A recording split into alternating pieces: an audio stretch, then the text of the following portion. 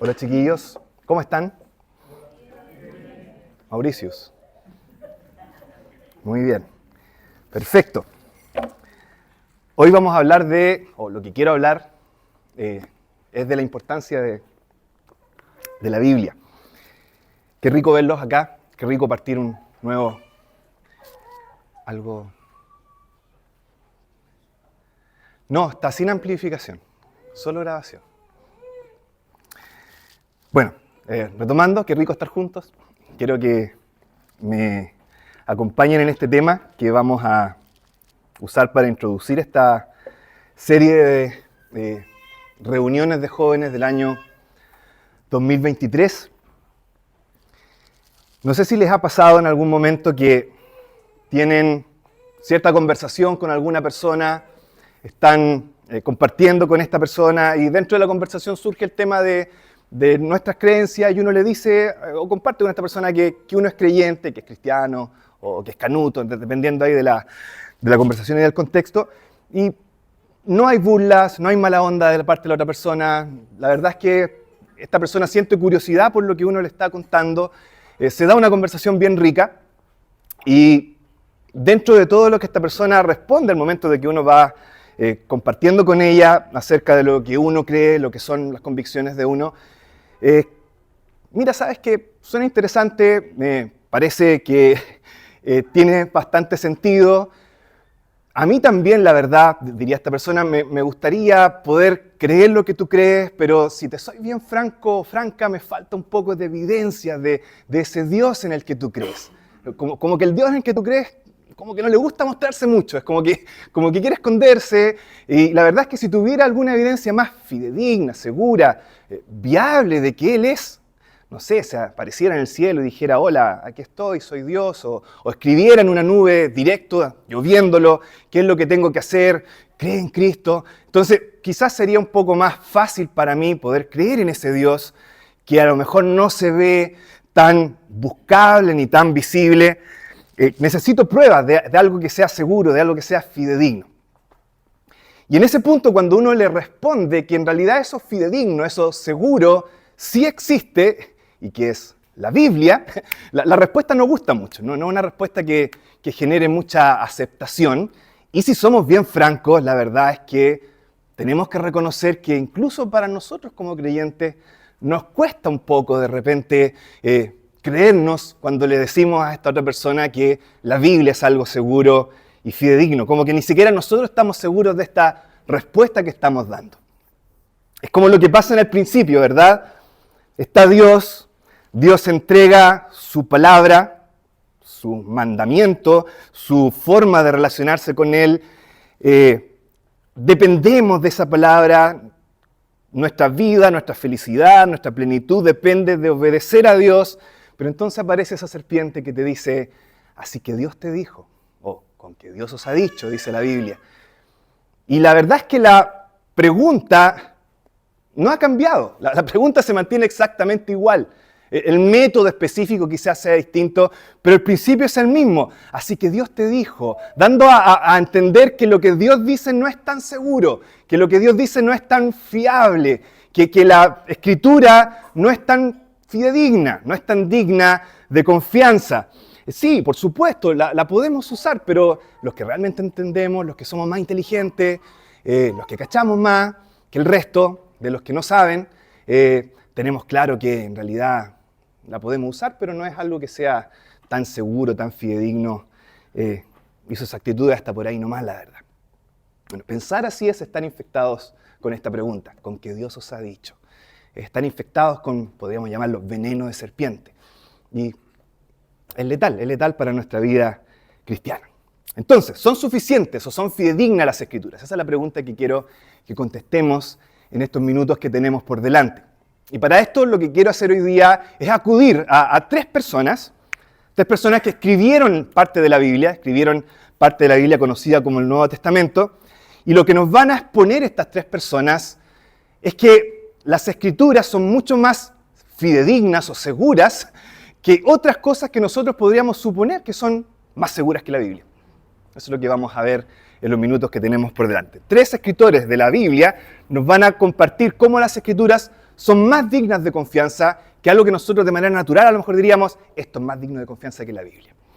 Eso es lo que vamos a hacer en los minutos que tenemos por delante. Antes sí les voy a invitar a que podamos orar para pedirle al Señor que nos hable, nos guíe y podamos, por supuesto, no solamente recibir palabra humana, sino que Él a través de esa palabra humana también nos muestre su voluntad. Vamos a orar y luego continuamos. Nuestro Padre Celestial, gracias por estar juntos, gracias por estos momentos, por esta once que hemos disfrutado, gracias porque tú eres bueno con nosotros al tenernos juntos acá. Es parte de tu misericordia, como escuchábamos, el que tomes nuestro corazón descarriado, rebelde, que tiende a alejarse y no a acercarse a ti, y lo arrastres hacia este lugar donde existe la oportunidad y la opción de que tu Espíritu nos hable a través de tu palabra. Si tú en tu soberanía si lo quieres, te pedimos que podamos recibir palabra tuya y que tú nos hables en esta tarde. Quedamos expectantes a lo que tú nos digas, siempre en el nombre de nuestro Salvador, nuestro Señor Jesús. Amén. Entonces, 3 escritores nos van a dar 3 instancias donde la Biblia suele ser más fidedigna que cosas que nosotros creemos que son más fidedignas que la Biblia. Primero, vamos a ver cómo Pablo nos habla acerca de la Biblia y lo humano. Ahí me voy a explicar para darles a entender qué es lo que quiero decir con esto. Luego vamos a acudir a Lucas, y Lucas nos va a hablar de la Biblia y lo sobrenatural. Y finalmente vamos a acudir a Pedro, y Pedro nos va a hablar acerca de la Biblia y lo divino. Y esos van a ser nuestros 3 grandes puntos que vamos a ver en estos minutos que tenemos por delante. Vamos a lo primero, la Biblia y lo humano. Situación típica, situación tipo. Eres una persona que está cursando su enseñanza media quizás, llevas harto tiempo yendo a una iglesia, o a lo mejor no tanto, pero pasan los años, pasan los meses, te hace sentido lo que dice la Biblia, y entonces, en algún momento, confiesas que has recibido a Cristo como tu Salvador. Sigue pasando el tiempo, termina la enseñanza media, entras a la universidad, pero en la universidad está ese profe bacán, ese profe con 20 doctorados, ese profe que te explica de una manera tan sofisticada, tan fácil, tan convincente, y entonces ese profe se pone a hablarte de cosas que a lo mejor van en contra de lo que tú siempre habías creído, y luego de un par de meses tienes que confesar que ya no eres creyente, que ya no crees lo que antes has creído, que se te da vuelta completamente la tortilla. Y la verdad es que no es algo inmediato, es algo que va lentamente produciéndose, y esto es súper interesante, una de las primeras cosas que se pone en duda en esta especie de declive donde termina negando lo que anteriormente crees, es que empiezas a tener dudas con respecto a lo fidedigno, a lo seguro, a lo confiable que es la Biblia. Esa es la situación tipo. Y para esta situación, Pablo, el apóstol Pablo, nos tiene un pequeño consejito que se encuentra en Gálatas capítulo 1, versículos 8 y 9. Veamos entonces qué es lo que nos dice. Pablo, Gálatas capítulo 1, versículos 8 y 9. Dice así el versículo 8. Mas si aún nosotros o un ángel del cielo os anunciare otro evangelio diferente del que os hemos anunciado, sea anatema. Como antes hemos dicho, también ahora lo repito, si alguno os predica diferente evangelio del que habéis recibido, sea anatema o maldito o dedicado a la destrucción. Esa es la idea de la palabra. Y a veces uno lee este pasaje y como que uno tiende a marearse un poco con esta idea del ángel, ¿verdad? Que aparezca un ángel y te diga ciertas cosas. Pero la verdad es que la idea del pasaje no está puesta tanto en lo sobrenatural de la aparición, sino en lo convincente que es el mensajero. Por eso parte Pablo diciendo en el versículo 8, mas si aún nosotros, si aún yo, Pablo, piensen, el apóstol Pablo, escritor de la Biblia, el mayor genio teológico podríamos llamar, inspirado por Dios, Tanto que hay otros autores de la Biblia que dicen, mira, Pablo escribe cosas bien difíciles de entender a veces. Ese es Pablo, un genio. Es la máquina cerebral del Nuevo Testamento. Y Pablo dice, si aún yo vengo y pongo en duda este libro, no me pesques, no me pesques.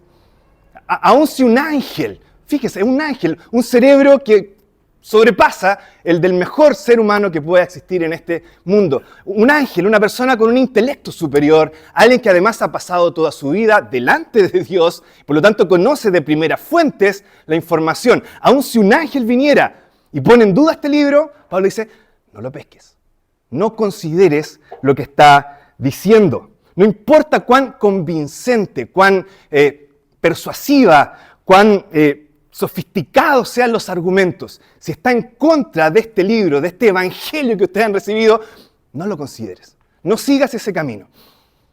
El mensaje de base entonces de este pasaje es que el mayor de los intelectos, el mayor de los cerebros humanos, no puede estar por encima de la autoridad de las Escrituras. Eso es lo que está diciendo Pablo en este pasaje. Siempre me acuerdo en la U, era un cirujano plástico.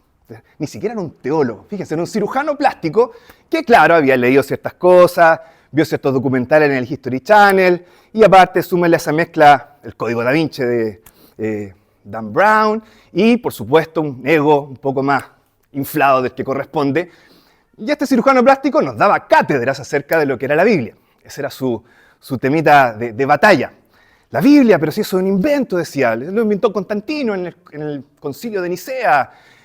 Aparte está súper corrompida, es como la copia de la copia de la copia de la copia, es como el juego del teléfono, decía. Tú le dices a alguien al oído algo y lo que termina el otro diciendo allá es totalmente lo contrario de lo que tú querías decir acá. Bueno, esa es la Biblia, decía. Tantas copias que finalmente todo se ha distorsionado y no tenemos idea lo que quiere decir. Esa era más o menos la cátedra que nos daba este cirujano plástico. Y la verdad es que todo eso son patrañas, patrañas. Algunas más sofisticadas, otras bastante más necias. Eso del teléfono no tiene ni un sentido, porque es totalmente contrario a lo que pasa en la manera de transmitir la Biblia, o creer que, por ejemplo, el Código Da Vinci es verdad, cuando el mismo autor dijo que era una obra de ficción. Otras cosas más sofisticadas, por supuesto, pero terminan siendo exactamente lo mismo. Todos estos especies de argumentos sofisticados, no los pesques, eso es lo que está diciendo, porque si lo haces, vas a correr el mismo destino que aparece acá, que es 2 veces, se nos dice, sea anatema, sea maldito, alguien que está más allá de la salvación. El punto es, esa persona está más allá de la persuasión para ser salva, es una apóstata, y si tú lo sigues, vas a terminar igual que él. Vas a terminar exactamente igual que él. Y es lo que vemos muchas veces en muchos ejemplos que hemos experimentado también, ¿verdad? Miren, la verdad es que es como este ejemplo que dicen de repente, si tú haces algo, ten por seguro que hay un chino que hace lo mismo, pero mejor que tú. Siempre, para todo. Si tú haces algo, te aseguro que hay un chino que hace lo mismo, pero mejor que tú. Y con respecto a los argumentos es exactamente igual. Para cada argumento sofisticado a favor de cierta postura, te vas a encontrar siempre con un argumento más inteligente para contrarrestar esa postura. Y así hasta el fin. Es como esta imagen del pez, ¿verdad? El pez chiquitito que se lo come otro más grande, después viene otro más grande se lo come, después otro más grande se lo come, y así hasta el infinito. Lo mismo es con los argumentos humanos. Para cada argumento inteligente que tú des a favor de algo, va a venir alguien y te va a decir, no, ¿por qué esto? Y tú, quedas así. Pero si esperas un tiempo, va a venir otra persona y te va a decir, no, es a favor por esto. ¡Pah! Y te pone otro más grande. Y así, pa. Al final, si dependemos de argumentos humanos, chiquillos, este es el punto, no vamos a llegar a ninguna parte. No es definitivo. Es algo que va en un bucle hasta el infinito y no tenemos ni una seguridad. No podemos depender, por lo tanto, de argumentos sofisticados que podamos dar a favor o en contra de cierta postura. Lo único definitivo, si tenemos que poner un punto definitivo, qué mejor que las Escrituras, ¿verdad? Y eso es lo que dice Pablo en este pasaje. Él sabe que es así que te da este consejito. No te metas en estos de argumentos porque vas a salir perdiendo y ten presente que hay alguien que sabe más que tú, que te va a decir lo contrario, y por más que busques a alguien a favor, a lo mejor no lo vas a encontrar, pero no te quepa duda que lo hay. Y después te vas a arrepentir de haber creído lo contrario, porque estaba esta otra cosa que me demostraba que era verdad. Los argumentos humanos no son fidedignos. La Biblia, por lo tanto, eso es lo primero que quería mostrarles, es más fidedigna, más segura que lo humano, lo argumentativo, lo sofisticado de las ideas que puedan plantearse, de las proposiciones que puedan plantearse. Vamos a lo segundo. Vamos a la Biblia y lo sobrenatural ahora. Para esto pónganse la siguiente situación. Piensen en alguien súper querido para ustedes, alguien súper cercano para ustedes. Quizás sus papás, a lo mejor algún hermano, un familiar, un amigo, alguien que ustedes conocen súper bien. Tienen muy, muy claro quién es esa persona, han compartido vivencias con ella, es parte de sus vidas, y de repente esta persona se enferma. Y qué triste, es terminal. Se va a morir lentamente. Y ustedes viven esto, ven cómo esa persona se va extinguiendo poco a poco, hasta que finalmente ese amigo, ese familiar, esa persona muy cercana a nosotros, fallece. Lloramos en su sepultura, lo vemos ahí ser enterrado, pasamos por todo el proceso de duelo, y de repente un año después ustedes llegan a su casa, entran, y está esa persona ahí delante de ustedes. No es como un zombie, se ve viva. Y se ve media preocupada, así media apurada, media apresurada. Y ustedes dicen, pero esto es imposible, si tú estabas muerto. Me dicen, no, sí, estaba muerto, pero vengo del más allá. Y tengo poco tiempo, así que entiéndeme lo que te voy a decir. Hay un infierno, es real, y tienes que creer en Cristo para ser salvo. Y pum, desaparece. ¿Qué les parecería? Sería convincente, ¿verdad? Yo creo que una experiencia así de chocante para cualquiera de nosotros sería suficiente y bastante más efectivo. ¿Cómo quedarían? ¿Harían caso? Es un amigo súper querido. No les cabe duda que murió y que ha vuelto y que les ha dicho todo lo que les ha dicho. ¿No sería una experiencia así algo más convincente que este libro? Porque ¿para qué estamos con cosas? Después de todo, aún nosotros que respetamos la Biblia, a veces tenemos ciertos problemas y no podemos negar que nos cuesta leerla, nos cuesta entender algunas cosas.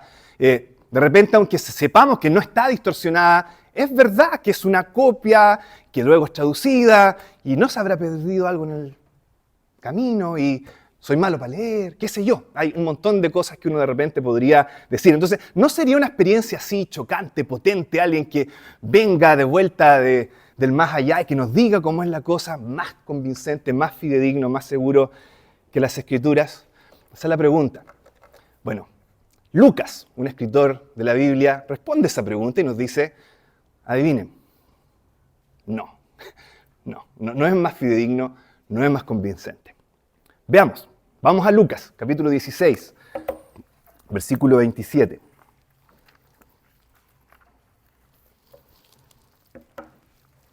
Esta es una historia que Lucas registra dentro de su investigación, una historia que contó Jesús con respecto a dos hombres que mueren y van al más allá y están en el lugar de los muertos. Y hay un hombre rico que está en el lugar de tormento y está Abraham también en un lugar de paradisíaco, se supone. Y están conversando estos dos personajes. Y entonces en el capítulo 16, versículo 27, este hombre rico les dice a Abraham, te ruego pues, Padre, son hebreos todos, que le envíes a una persona que está ahí llamada Lázaro a la casa de mi padre, porque tengo 5 hermanos para que les testifique, a fin de que no vengan ellos también a este lugar de tormento. Es más o menos la historia que intenté recrear para ustedes. Y Abraham le responde, a Moisés y a los profetas tienen, óiganlos. En otras palabras, tienen sus Biblias. Lean lo que dice la Biblia. Y esto no le gustó mucho a la otra persona y le dice, versículo 30, no, padre Abraham, pero si alguno fuera ellos de entre los muertos, se arrepentirán. ¿Se fijan la lógica? Esta persona cree efectivamente que algo de esta índole fuerte, chocante, impactante, va a ser más convincente, más fidedigno que la Biblia. Y Abraham entonces responde en el versículo 31, si no oyen a Moisés y a los profetas, tampoco se persuadirán, aunque alguno se levantare de los muertos. Ahí está. Lucas dice, no. El rico, pese a todo lo perverso que pueda mostrarse en la historia, tiene cierto cariño por sus hermanos y quiere realmente que ellos no vayan al lugar donde él está. Y entonces piensa que la Biblia no es algo que pueda resultar, pero sí el hecho de que alguien vaya para allá va a ser diferente. Y entonces plantea esta situación y entonces tenemos toda esta historia que acabamos de leer. Él dice, el rico dice, no, la escritura puede que esté bien, pero un muerto con un mensaje, eso sí que funciona.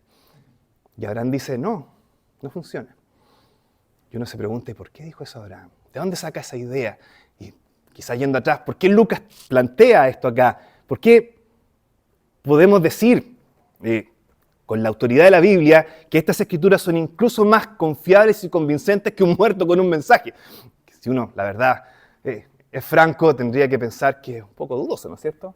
Un muerto con un mensaje, después de todo, es algo bien potente. Bueno, a la luz del pasaje se me ocurren por lo menos tres ideas, tres razones de por qué la Biblia puede ser más fidedigna, segura, a la luz de esto de acá, que lo sobrenatural, que un muerto con un mensaje. La primera tiene que ver con la persona que está contando la historia. El que está contando la historia es Jesús. Él es el que está haciendo o relatando esto. Y todo lo que los evangelios nos buscan mostrar es que Jesús es Dios. Eso es lo que busca el evangelio que creamos. Y si Jesús es Dios, entonces como Dios, Jesús es omnisciente, conoce todas las cosas. Y dentro de todas las cosas que Jesús conoce, están los contrafactuales. Y ustedes se preguntarán, ¿qué es un contrafactual? Y la respuesta es, el contrafactual es todos esos, ¿qué pasaría si? ¿Qué pasaría si no me hubiera comido el completo hoy día? ¿Qué pasaría si en vez de haber venido a reunión hubiera ido al Burger Bar? ¿Qué línea de tiempo hubiera tomado si en vez de tomar esta decisión, tomara otra? Dios en su capacidad cognitiva sabe todos esos qué pasaría si. Y de cada uno de nosotros. O sea, es una cuestión que es gigantesca. Es para que explote la mente, ¿no es cierto? Esa es la mente de Dios. Dios conoce todos esos qué pasaría si. Y aquí es Dios el que está diciendo, si tú no crees en las Escrituras, yo sé lo que pasaría si yo te pusiera un muerto delante tuyo para explicarte el mensaje. Y te digo, tú no creerías. Y lo mismo para todos. Es una razón teológica, ¿verdad? Es Dios el que está hablando. Y Dios te dice, yo conozco todas las posibilidades. Y sé que para cada uno de ustedes, si ustedes no creen en la Biblia, tampoco creerían si fueran muertos y les hablara el mensaje. Esa es la primera razón. La segunda, es más de la experiencia. Uno lee esta historia y queda como en suspenso, ¿verdad? Está la frase de Abraham y no sabemos qué pasó después. ¿Fue realmente Lázaro? ¿Se levantó a hablarle a los hermanos de este rico? ¿Qué pasó con los hermanos? ¿Creyeron o no creyeron a la Escritura? No lo sabemos. Y la verdad es que en cierta medida sí lo sabemos. El resto de la Biblia nos muestra justamente que un hombre vino de los muertos a explicarle el mensaje a los hermanos de este rico. No fue Lázaro, fue Jesús mismo. Jesús mismo vuelve a la vida, entrega el mensaje, resucita de los muertos. Eso es un muerto con un mensaje, solo que ahora está vivo y glorificado. Y adivinen qué, los hermanos no creen. La experiencia. Una razón teológica, fue lo primero que vimos, una razón experimental, lo segundo que les acabo de mencionar. Y la tercera, una razón quizá un poco más lógica, y tiene que ver con la sensibilidad que podemos tener hacia ciertas cosas. La verdad es que si somos insensibles a la Escritura, iluminada por el Espíritu de Dios, afectando nuestro corazón, tocando cierta fibra dentro de nosotros y nosotros voluntariamente decimos no, entonces ni una experiencia, por chocante que sea, nos va a convencer. Si tu corazón está tan ebrio de mundo, de lo que vas a hacer después y de lo que puedes lograr aquí en esta vida, tan ebrio del presente que no te da tiempo para pensar en lo que viene después eternamente, no estás en condiciones de escuchar el mensaje, aun si alguien viniera del más allá y te lo explicara. No se puede. Entonces, por esas tres razones, Lucas nos dice, no, la Escritura no tiene menos poder que un muerto hablando. La Escritura es más confiable, es más fidedigna, es más superior que una aparición sobrenatural. Eso era lo segundo. Vamos a lo tercero. La Biblia y lo divino. Esto de verdad es fuerte, así que quiero que me acompañen y lo veamos con cuidado. Vamos a 2 de Pedro. Pedro es el que nos va a hablar y nos va a decir esto. Vamos a 2 de Pedro, capítulo 1,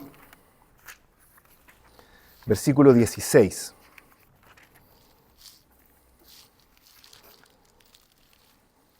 Segunda de Pedro, capítulo 1, versículo 16. Pedro está escribiendo años después de que Cristo ha muerto y resucitado. Y dice acá el versículo 16, porque no os hemos dado a conocer el poder y la venida de nuestro Señor Jesucristo, siguiendo fábulas artificiosas. Y esto es, miren, sino como habiendo visto con nuestros propios ojos su majestad. Y uno dice, ¿cuándo fue que Pedro vio con sus propios ojos la majestad de Cristo en su gloria? Y aquí viene el versículo 17. Pues cuando Él recibió de Dios Padre honra y gloria, le fue enviada desde la magnífica gloria una voz que decía, este es mi Hijo amado, en el cual tengo complacencia. Y nosotros oímos esa voz enviada del cielo cuando estábamos con Él en el Monte Santo. Lo que está haciendo Pedro es describir lo que pasó un poco antes de que Jesús fuera a la cruz. Fue un momento donde suben a un monte con Juan y el Señor. Y Cristo lo que hace en este monte es desvelar su humanidad y mostrarse en la gloria que Él realmente tiene como Dios. O sea, esta es una visión de Dios hecho hombre en todo lo glorioso, poderoso, extraordinario que puede hacer.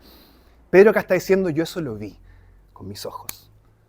O sea, ustedes no me están contando cosas. Yo vi a Cristo en su gloria. Y no solamente lo vi en su gloria, escuché que desde el cielo, con mis propios oídos, había una voz de Dios mismo diciendo, este es mi Hijo. O sea, ¿qué más claridad? Eso es lo que veíamos al principio, ¿verdad? Si Dios apareciera y dijera, hola, soy Dios, escribiera una nube, cree en Cristo. Pedro dice, yo lo viví eso. Yo vi a Cristo en su gloria. Escuché una voz del cielo que era la voz de Dios y que decía, este es mi Hijo, en Él tengo contentamiento. Y uno se pregunta entonces, ¿puede haber algo que sea más confiable que esto? ¿Puede haber algo que sea más seguro que esto? ¿Algo que sea más digno de confianza que esta experiencia que tiene Pedro de ver a Cristo en gloria? ¿Hay algo que sea más confiable? Les presento el versículo 19. Tenemos también, dice, la palabra profética más segura. Y ese más segura es importantísimo. La palabra en el griego es una sola.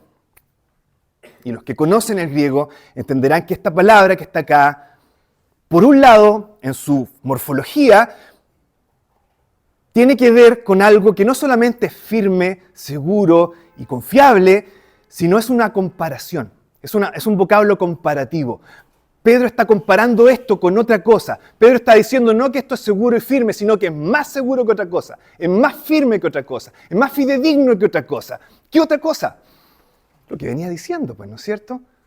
Su experiencia de ver a Cristo en gloria. Y entonces ahí es donde uno tiene que tomarle un poco el peso a lo que Pedro está diciendo. Lo que Pedro está diciendo es que la Biblia es incluso más confiable que una experiencia de Dios vista de forma directa por nuestros propios ojos.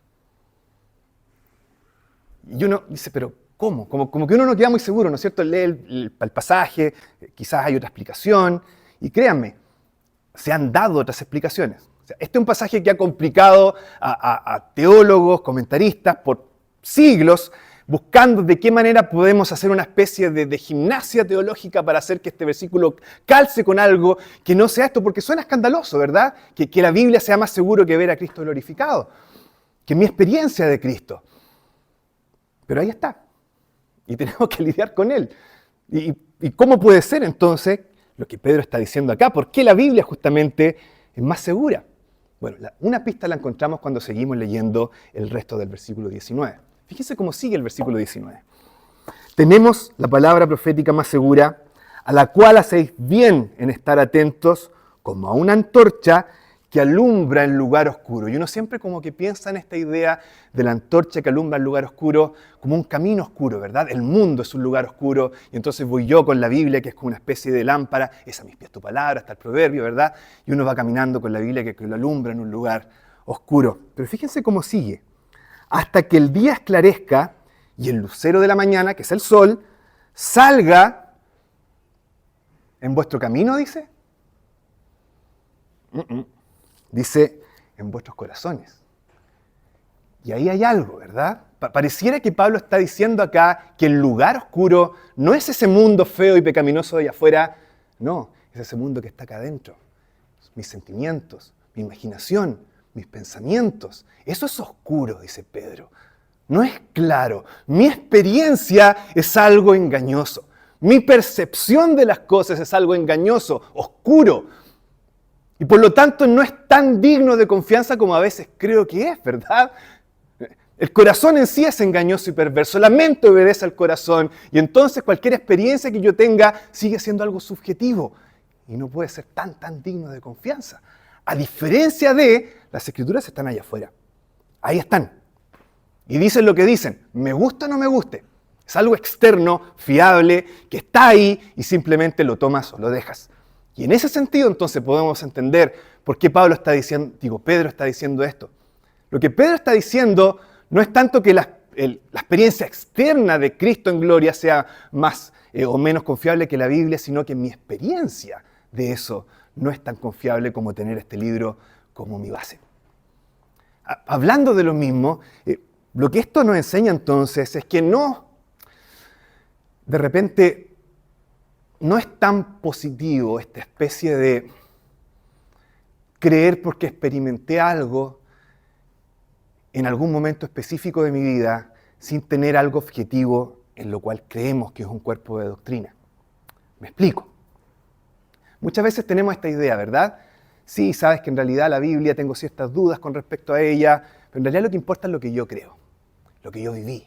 Yo viví mi conversión, yo viví ese momento donde derramé lágrimas y vi que era un pecador y le pedí a Cristo que aplicara la obra suya a mi vida. Esa es mi experiencia y eso es lo que yo creo. Y suena bonito, ¿verdad? Suena piadoso, suena espiritual, suena convincente. Lo bautizo al tiro, que entre en comunión, hermano. Brillante en la asamblea. No. ¿Se acuerdan? Hace años atrás salieron unos matinales, fue noticia boom, se había convertido Arenito. Arenito se había convertido. Entonces estaba ahí la niña del matinal entrevistando a Arenito, y Arenito, la verdad, un niño bonito, ahí buenito, decía que en realidad él sí había tenido una experiencia y se había convertido, y le preguntaban, obviamente lo hicieron pebre, porque eso es lo que hacen en los matinales, y él se mostró bastante nervioso, no cachaba mucho la verdad, pero él decía que en realidad, aunque no conocía, él había tenido esa experiencia y que eso es lo que él creía. Y uno, por supuesto, quiere darle el beneficio de la duda, es una persona que está recién entrando, a lo mejor tiene que conocer todavía algunas cosas, pero hay algo extraño en esta especie de creencia que es 100% experiencia y nada de contenido. Porque ¿qué es lo que cree esa persona si no hay nada de contenido? Bueno, lamentablemente Arenito, con el paso de los meses, demostró que en realidad lo que él había profesado no era nada permanente, no era nada fiable. Hace poco salió con su pareja y dijo algo así como Dios me perdone. Ese es Arenito y su experiencia de conversión. Bueno, este pasaje nos advierte de esa actitud de no importa el cuerpo de doctrina, no importa si puedo o no confiar en ella, lo que importa es lo que yo creo. No, porque lo que tú crees es algo, lo que tú crees es cierto contenido específico y de dónde sacas ese contenido específico importa. Y el contenido que está acá de manera externa es mucho más fiable que mi experiencia de lo que yo pueda vivir o experimentar. La Biblia y lo divino. Esto que tenemos acá es incluso más seguro que una experiencia tan de repente bombástica como ver a Dios de repente en gloria. En conclusión entonces, Pablo, Lucas y Pedro nos han mostrado que la Biblia es más confiable que lo sofisticado de algún argumento humano, que es más confiable que lo chocante de una, de repente, aparición sobrenatural, e incluso más confiable que nuestra experiencia que podamos tener de lo divino o de Cristo glorificado. Nos gusta la Biblia acá, nos encanta la Biblia.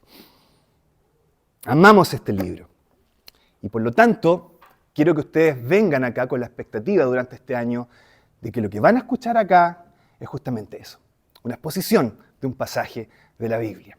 Y lo digo públicamente para que ustedes vengan con eso y lo exijan, y también para mis hermanos que van a exponer, no importa el expositor, tengan esa responsabilidad, que acá ustedes vienen a enseñar la Biblia, no a decir cualquier cosa.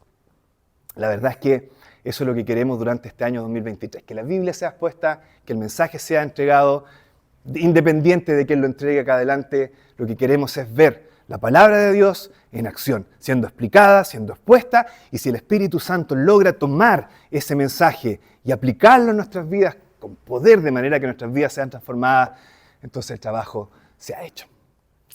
Vamos a orar y luego vamos a terminar. Nuestro Padre Celestial, gracias por tu palabra, gracias por este libro, gracias por ese lugar que alumbra en lo oscuro de nuestro corazón, en lo oscuro de nuestro sentimiento cambiante, variable, engañoso, tan de repente moldeable por experiencias ínfimas o algunas más chocantes, pero tenemos en ti un fundamento firme que es tu palabra, lo que tú has dicho y que está ahí, escrito, tatuado en piedra y también en nuestro corazón. Gracias porque podemos disfrutar de tu palabra, gracias por este año nuevo de reunión de jóvenes. Te pedimos que tu palabra sea siempre la que brille, que tu Hijo sea el que también sea glorificado porque Él es el tema de este libro y que por supuesto podamos nosotros aprender de Él y poder crecer en vivir como a Él le agrada. Quedamos en tus manos agradecidos siempre en el nombre de nuestro Salvador, nuestro Señor Jesús. Amén.